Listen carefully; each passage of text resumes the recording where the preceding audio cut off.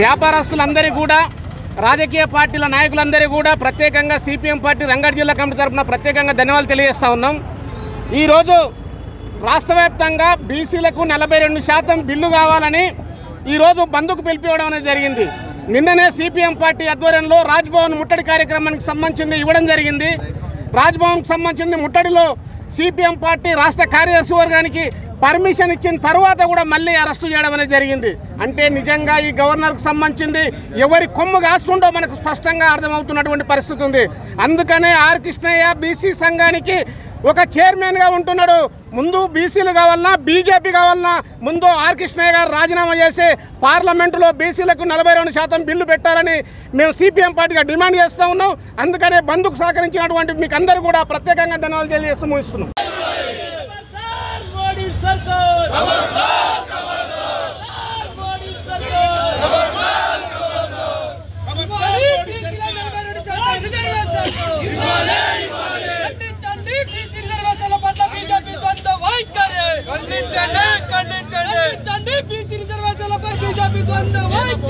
మీరు ఆ మాట కట్టుబడి ఉండి మా బీసీలకు 42% రిజర్వేషన్ ప్రతి ఒక్క పార్టీ కూడా మీరు మాట్లాడి పార్లమెంటులో మాట్లాడి మన ప్రధానమంత్రి గారిని ఒప్పించి ఈ బీసీలను 42% డిక్లరేషన్ తీసుకురావాల్సిందిగా మా పార్టీ తరపు నుంచి కూడా మా కేసీఆర్ గారు మా అధ్యక్షులు కేసీఆర్ గారు దానికి 100% మేము కట్టుబడి ఉన్నామని సందేశం ఉంది. దయచేసి టీఆర్ఎస్ పార్టీ నుంచి కూడా ఎక్కడ కూడా ఏమి ఇబ్బంది లేదు. కాంగ్రెస్ పార్టీ బీజేపీ పార్టీ ఈ రెండు పార్టీలు ఇద్దరు కలిసి మాకు బీసీలకు 42% రిజర్వేషన్ అమలు చేస్తారని మేము ఆశిస్తున్నాము. ఒకవేళ మీరు ఏదైనా కుట్రలు పని ఒకవేళ ఈ 42% రిజర్వేషన్ అమలు చేయకపోతే వచ్చే ఎన్నికలలో మీకు తగిన గుణపాఠం చెప్తామని బీసీలందరం కూడా ఏకతాటిన ఈరోజు అందరం కూడా ఎక్కడ కూడా ఇబ్బంది లేకుండా అన్ని కులాలము ఒకటయ్యి ఇలా బీసీలమంతా ఒకటయ్యి రేపు జరగబోయే ఎలక్షన్లో మీకు తగిన బుద్ధి చెప్తామని తెలియజేస్తున్నాను. దయచేసి మళ్ళీ కూడా మీకు ఒక్కసారి దయచేసి 100% మేము దండం పెట్టి చెప్తున్నాము. ఈ అవకాశాన్ని మాకు బీసీలకు న్యాయం చేస్తారని మరి అన్ని పార్టీల తరఫున మా టీఆర్ఎస్ పార్టీ తరఫున మీకు గౌరవంగా వినియోగించుకుంటున్నానని నేను తెలియజేస్తున్నాను.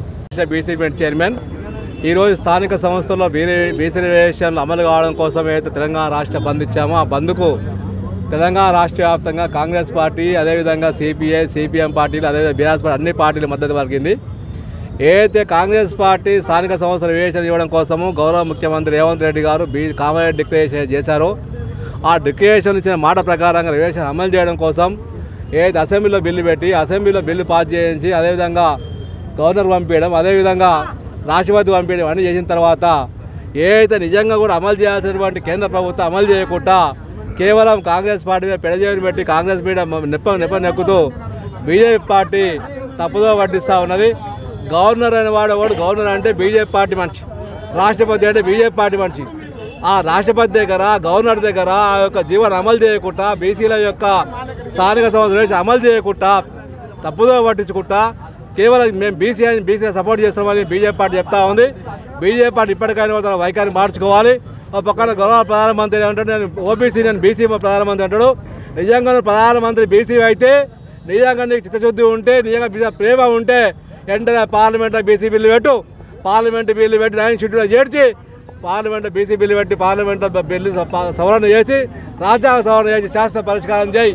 ఎందుకు చేయలేకపోతున్నావు? రాజ్యాంగ శాస్త్రంగా పరిష్కారం చేయాలి. తమిళనాడు తరహా చేయి. ఎందుకు చేయలేకపోతున్నావు? అధికారిని చేతిలో ఉంది, మెజార్టీ ఎంపీల దగ్గర ఉన్నారు. అధికారిని చేయకుండా కేవలం కాంగ్రెస్ పార్టీ నెప్పని నొక్కుతూ కాంగ్రెస్ పార్టీని అనుకుంటూ ఇంకో పార్టీని అనుకోవడం కాదు. ఖచ్చితంగా భారతీయ జనతా పార్టీని సవాల్ చేస్తూ ఉన్నాం.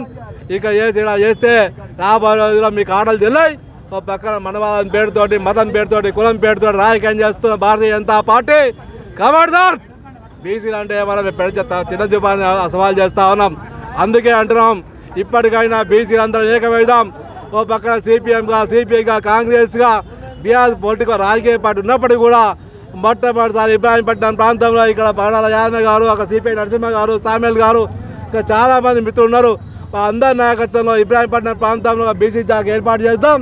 తప్పకుండా రాబోయేది ఇబ్రాహీంపట్నంలో బీసీ సమ్మేళనం ఏర్పాటు చేసి ఈ యొక్క బీసీ సమ్మేళనం బీసీ ఐక్యత 2028 నాటికి ఈ యొక్క బీసీ ఇబ్రాహీంపట్నం కాన్ఫరెన్స్ని బీసీలో కైవసం చేసుకునే విధంగా ముందుకు వెళ్దాం. అందుకోసం ఇప్పటి నుంచి పార్టీ పరంగా పార్టీ ఉంటుంది. పార్టీలు కాకుండా అందరం బీసీలను ఏకం చేసి అన్ని కులాన్ని గొల్ల కుర్మ గౌడ ముదిరాజ్ రజక నాయ బ్రహ్మణ పద్మశాలి గంగపుత్ర సబ్బన్న కులాన్ని ఏకం చేసి ఈ ఇబ్రాహీంపట్నం ప్రాంతంలో బీసీలకు ఐక్యత చాటుదాం.